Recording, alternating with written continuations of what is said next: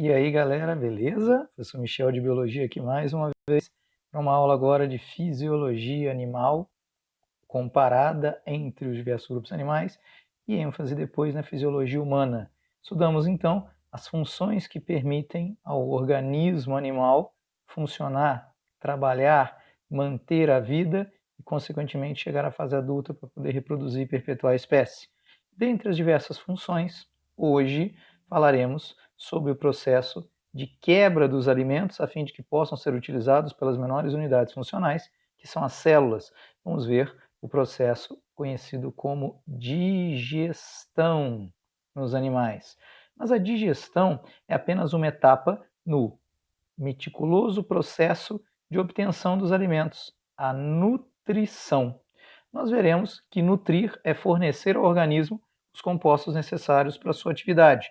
Porém, como as unidades funcionais do organismo são as células, os compostos necessários ao funcionamento devem ser quebrados em partículas menores que possam ser assimiladas pelas células, que atravessem a membrana plasmática e possam assim ser utilizadas. Então, moléculas orgânicas, como as proteínas, devem ser quebradas em polipeptídeos ou peptonas, e finalmente nas unidades mais básicas, que são os aminoácidos, que conseguem atravessar a membrana plasmática e podem ser utilizados.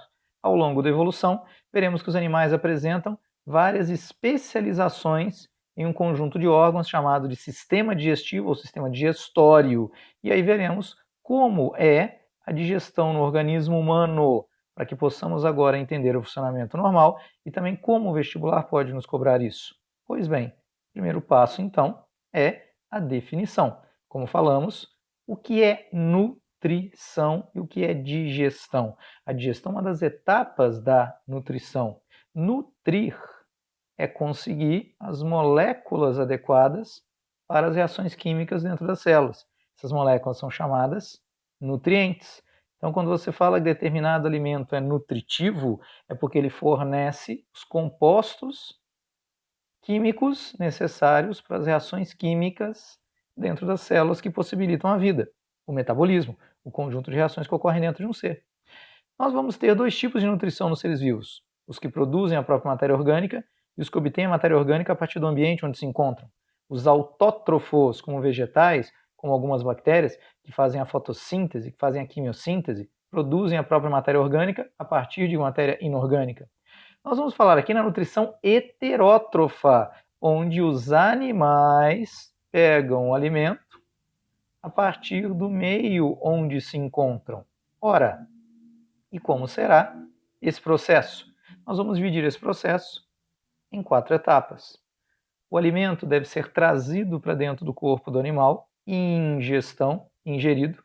E aí vem o processo mais importante da nutrição para os animais. Eu devo quebrar em pedaços menores que possam ser assimilados pelas células, que possam atravessar a membrana plasmática das células. Isso é a digestão. Se eu quebrar bem, o que eu quebrei eu vou absorver para dentro das células, e aí poderá ser usado. Mas o processo digestivo não é um processo de eficiência plena, de 100% de eficiência. De tudo que é ingerido, o animal vai conseguir agora digerir por volta de 30%. E o restante, que não foi digerido, não poderá ser absorvido. O restante será eliminado. E aí nós temos a egestão ou defecação. O bolo fecal, as fezes. Cuidado, é muito comum os alunos confundirem excreção com egestão. Excreção, que nós vamos falar em outra aula, eliminação dos resíduos metabólicos, aquilo que foi produzido dentro das células, vai formar a urina, por exemplo. Então a urina é uma excreta, que contém excesso de água formada dentro das células, que contém excretas à base de nitrogênio, como amônio, ureia e ácido úrico. Isso é excreção, eliminar o que foi formado dentro das células por uma reação química. Aqui não, eu estou eliminando aquilo que nem foi quebrado direito, portanto nem conseguiu entrar dentro das células do corpo, literalmente passou reto. Então a egestão ou defecação é a eliminação do bolo fecal daqueles restos que não puderam ser aproveitados porque não foram adequadamente quebrados. Ora, então, o mais importante para nós na nutrição dos animais é o processo da quebra dos alimentos, da digestão, e é isso que a gente vai dar ênfase agora. Nós vamos pensar em escala evolutiva. Nós temos que pensar agora que os alimentos, os nutrientes, devem ser quebrados em compostos menores que possam entrar dentro das células. Legal, esses compostos são chamados por nós de nutrientes. Nós falamos em 3 grupos de nutrientes: nutrientes plásticos ou construtores, nutrientes energéticos e nutrientes reguladores. O que são nutrientes plásticos ou construtores? Vão ser usados agora para o crescimento, para o reparo, para a constituição de novas membranas, de novas células. Então, são aqueles que vão formar a estrutura do organismo vivo. São as proteínas e os lipídios. Nós temos aqueles que liberam energia para as reações químicas, que permitem, portanto, agora a ocorrência do metabolismo, porque podem fornecer energia a essas reações. São os alimentos, os nutrientes energéticos, são os carboidratos, os açúcares, e os lipídios, que são as gorduras. Agora, existem aqueles reguladores, que vão permitir essa atividade, que vão funcionar como cofatores, como catalisadores agora das enzimas que possibilitam essas reações, que facilitam as reações. São as vitaminas e os sais minerais. Os ácidos nucleicos também poderiam entrar aqui, visto que o DNA e o RNA também estão presentes nos alimentos, devem ser digeridos para que possamos montar os nossos ácidos nucleicos, que vão regular agora a atividade das células também. Ora, com isso em mente, vamos nos preocupar com a evolução. Em primeiro lugar, existe um buraco dentro do corpo do animal para a quebra do alimento. Existe um tubo digestório ou cavidade digestória. Os poríferos, grupo mais primitivo, não apresenta nenhum órgão, inclusive cavidade digestória. Não tem cavidade digestória, por isso que eles são parazoários. De selenterados em diante, nós temos pelo menos o tubo digestório. Só que nos selenterados, que são as águas vivas, os corais, e nos plateumintos, que são as planárias, as tênias, nós encontramos um tubo digestório, uma cavidade para quebra do alimento, só tem uma abertura, só tem um poro. O alimento entra por ali, ele é digerido, absorve o que foi digerido e o que não foi digerido, algum resíduo que sobrar, sai pela própria boca. Então esse tubo digestório é chamado de incompleto. Primeiro que aparece na evolução, tem apenas boca. Agora, posteriormente, nos nemateumintos, surge uma outra abertura nesse tubo digestório. Ele vai passar a ser chamado de completo. A partir dos vermes cilíndricos dos nemateumintos, como as lombrigas, os anelídeos, são as minhocas, moluscos, são caracóis e lesmas, artrópodes, que são insetos, aracnídeos, equinodermos, são estrelas do mar, e cordados, que incluem todos os vertebrados, todos terão um tubo digestório completo. Então o alimento entra por uma abertura, é quebrado, absorve o que foi bem quebrado, o que foi bem digerido, e o que não foi quebrado é eliminado por outra abertura, que pode ser exclusiva agora para o tubo digestório, o ânus, ou que também pode permitir a liberação de excretas, de gametas e até de ovos, cloaca. Tubo digestório completo surge no nemateumintos, só que aí tem 2 possibilidades. Ele pode ser com boca e ânus ou com boca e cloaca. Boca e ânus. O ânus é exclusivo para a eliminação do bolo fecal. Então, se você tem o ânus, ele só elimina as fezes. Para eliminar gametas, excretas, vai ter outro poro. Vai ter um poro excretor, um poro genital independente. Cloaca é o mesmo poro para tudo isso. Pela mesma abertura, você elimina as fezes, você elimina a excreta nitrogenada, a urina, você elimina agora também gametas e ovos. Então, por exemplo, mamíferos têm boca e ânus, aves têm boca e cloaca. Então, para cada grupo agora, a gente vai mencionar qual é o tipo de tubo digestório completo. O que é importante para o aluno agora não esquecer? Ao longo da evolução, aqui da esquerda para a direita, o que nós observamos?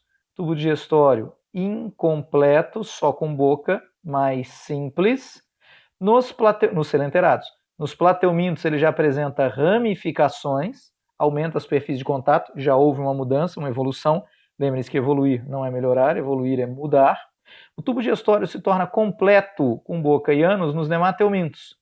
E qual é a vantagem adaptativa disso? Primeiro, permite aumento da frequência alimentar, que agora o alimento entra por um lado e sai pelo outro.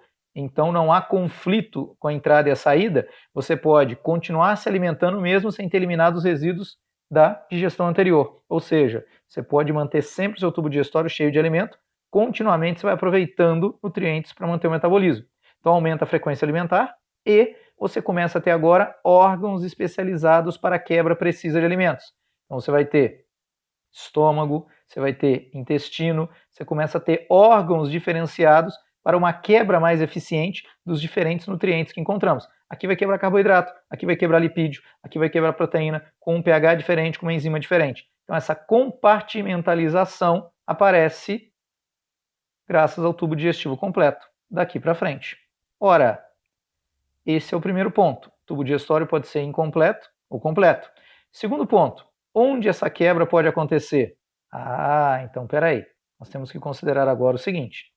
Existe digestão primitiva nos poríferos, grupo mais ancestral do reino animal, as esponjas aquáticas. Como? Eles não têm cavidade digestória, então a quebra do alimento ocorre dentro das células. A digestão é intracelular, por ação lisossômica. Então os nutrientes que são capturados são digeridos graças a essas vesículas com enzimas digestivas. Beleza, aqui não tem cavidade digestória ainda. Quando surge a cavidade digestória no grupo seguinte da evolução, que são os selenterados, essa cavidade digestória ainda é primitiva, ela só vai ter um poro, ela é incompleta. Tanto nos selenterados quanto nos plateumintos, com esse tubo digestório incompleto, o que vai acontecer? A digestão vai começar na cavidade, enzimas serão lançadas na cavidade digestiva, mas elas não conseguem dar conta do recado sozinhas. O alimento não é totalmente quebrado. As células do revestimento do tubo digestório, da gastroderme, absorvem o alimento e ainda continuam digerindo. Então a digestão começa na cavidade, fora das células, extracelular, e continua dentro das células do tubo digestório, intracelular. Então a digestão é extra e intracelular. Olha a progressão. Inicialmente, era só dentro da célula. Agora começa na cavidade e termina dentro das células. O que acontece quando surge o tubo digestório completo nos nemateumintos, nas lombrigas? E daí para frente? Não é uma coincidência. O fato de eu ter agora tubo digestório completo, boca e ânus, permite especialização do tubo digestório em órgãos, em compartimentos, cada um especializado num pH, na liberação de um tipo de enzima, na quebra específica no tipo de alimento. Então a digestão começa a acontecer só na cavidade, graças às diferentes enzimas que são lançadas em diferentes compartimentos. A digestão passa a ser apenas extracelular, fora das células, apenas na cavidade digestória. Então aqui nós temos uma tendência evolutiva. Começa dentro das células, intracelular, depois passa a acontecer na cavidade, começar na cavidade, mas continua dentro das células, e finalmente só na cavidade. Aí toda a quebra do alimento acontece no tubo digestório. Quando você absorve, já absorve os monômeros, as menores unidades orgânicas, que podem agora ser diretamente aproveitadas pelas células. Mas cuidado, isso aqui é biologia. Então nós temos exceções. Qual é a digestão agora que seria uma exceção? Aquela que acontece fora do corpo do animal, extracorpórea. Então, por exemplo, aranhas apresentam quelíceras, apêndices bucais, que injetam veneno na presa. O veneno não apenas mata a presa, o veneno contém enzimas líticas nas aranhas, não em todos os aracnídeos, só nas aranhas, e esse veneno já vai digerindo a presa. E aí fica a matéria orgânica liquefeita dentro, por exemplo, do exoesqueleto de inseto. O inseto morre, o veneno da aranha já dissolve toda a matéria orgânica, a aranha vai lá, rompe aquela casca e apenas suga a matéria orgânica já digerida. Então a quebra do alimento aconteceu fora do corpo. Estrelas do mar, ouriços do mar e equinodermos em geral conseguem projetar o tubo digestório para fora. Estrelas do mar, por exemplo, fazem um buraquinho com o seu aparelho bucal, com a lanterna de Aristóteles, na concha de uma ostra, jogam o tubo digestório lá dentro, digerem a ostra inteirinha e volta com o tubo digestório. Então a digestão acontece fora do corpo do animal, porque os órgãos digestivos são projetados para fora. Houve a evisceração. Externo, visceração, víscera, órgão interno, perdão. Então os órgãos internos, órgãos digestivos, são projetados para fora para realizar essa quebra do alimento. Isso aqui mostra os tipos de digestão que nós temos. Perfeito. Então vamos representar isso de maneira mais didática para vocês. A digestão pode ser agora intracelular, dentro das células, é o que acontece em poríferos, ou extracelular, na cavidade digestória, no tubo digestivo. Inicialmente, nós tivemos o tubo digestivo incompleto, só com boca, encelenterados e plateumintos. Esses que só têm boca ficam no meio do caminho. A digestão é intra e extracelular ao mesmo tempo. Começa na cavidade extracelular, continua dentro das células, intracelular. Quando surge o tubo digestório completo, aí você tem digestão agora só no tubo digestório. A digestão é extracelular, de nemateuminto para frente. Nós, humanos, por exemplo, toda a quebra do alimento ocorre no tubo digestório. Quando absorvemos, já está tudo quebrado, bonitinho, pronto para ser usado pelas células. Cuidado! Alguns organismos têm a exceção, que é a digestão extracorpórea. Fungos não são animais, estão no reino fúngeo, mas é um exemplo de um outro organismo que faz digestão extracorpórea, porque lança as enzimas no meio, quebra a matéria orgânica onde ele está crescendo e depois ele absorve por difusão os nutrientes que precisa. Temos o caso das aranhas com veneno, temos o caso da estrela do mar que coloca o tubo digestório para fora. Tudo bem? Com isso em mente, temos que deixar claro quais são os nutrientes que devem ser quebrados. Tem dois tipos de moléculas úteis ao metabolismo, as orgânicas e as inorgânicas.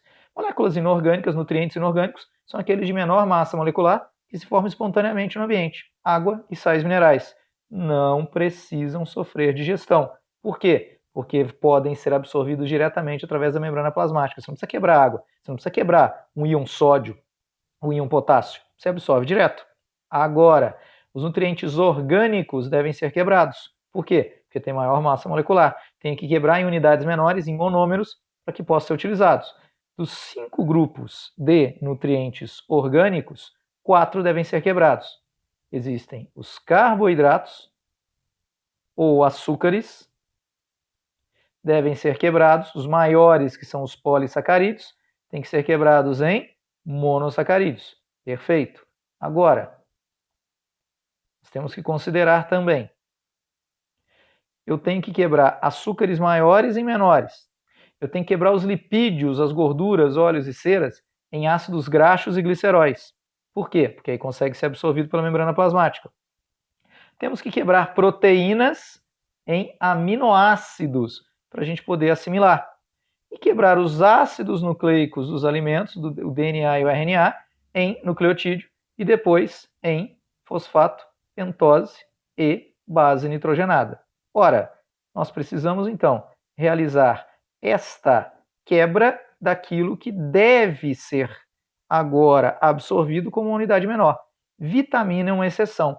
Vitamina não precisa ser quebrado. É molécula orgânica, mas já encontra-se em um tamanho pequeno para que possa ser assimilado diretamente agora pelo organismo. Pois bem, considerando então dos 5 nutrientes orgânicos que nós temos, vamos fazer aqui uma esquematização. Ora, quem tem que ser quebrado? Então, glicídios, que são os açúcares. Açúcares complexos, polissacarídeos, disacarídeos, trissacarídeos, eu tenho que quebrar em monossacarídeos. Aí eu posso absorver. Protídeos, proteínas, devem ser quebrados agora em aminoácidos para serem absorvidos. Lipídios, gorduras, têm que ser quebradas em ácidos graxos e gliceróis. Esses 3 têm que ser quebrados e os ácidos nucleicos devem ser quebrados diretamente agora em fosfato, pentose, em primeiro nucleotídeo, depois em fosfato, pentose e base nitrogenada. Agora, quem é que não precisa sofrer digestão? Vitamina, apesar de ser orgânico, já está num tamanho agora pronto para ser assimilado. Então, vitamina não sofre digestão. Sais minerais também são íons, átomos de desequilíbrio elétrico. Você não precisa quebrar isso, você absorve diretamente. Água, nutriente inorgânico, se absorve direto. E existe um tipo de nutriente orgânico que muitas vezes o animal não tem como quebrar. Fibras de origem vegetal, por exemplo, celulose. Só consegue digerir a celulose aquele animal que é classificado como herbívoro. Ele produz a enzima para degradar o polissacarídeo celulose e monossacarídeo glicose. Nós, humanos, por exemplo, não temos essa enzima. Nós não somos herbívoros. Mas é importante a ingestão de fibra? Sim. Justamente por não serem quebradas, as fibras de origem vegetal, que vêm das paredes celulares dos vegetais, formadas de celulose, de seu isômero a hemicelulose, por não serem quebradas, dão consistência para o bolo fecal, facilitando o peristaltismo agora, as contrações involuntárias do tubo digestório, empurrarem essa matéria orgânica agora não digerida para ser eliminada. Então a eliminação adequada, eu diria até saudável, do bolo fecal depende da quantidade de fibras que ele encontra. Justamente por não serem digeridas, dão consistência a esse bolo fecal, às fezes, facilitando a sua condução e, consequentemente, a sua eliminação. Tudo bem? Tranquilinho?